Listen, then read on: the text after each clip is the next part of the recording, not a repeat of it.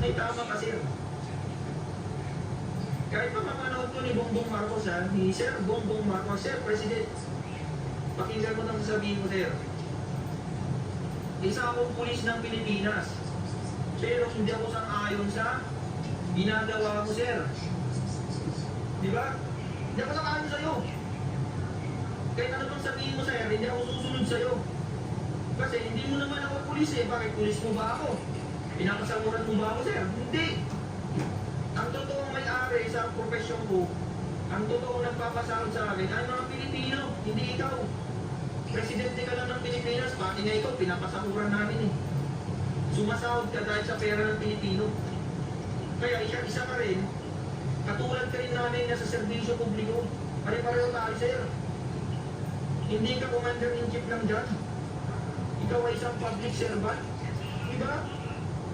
Public servant ka. Dapat magtrabaho ka rin. Is para hindi tayo maging kakampi ng mga tiwaling opisyal. Tayo dapat, nasa gitna lang tayo mga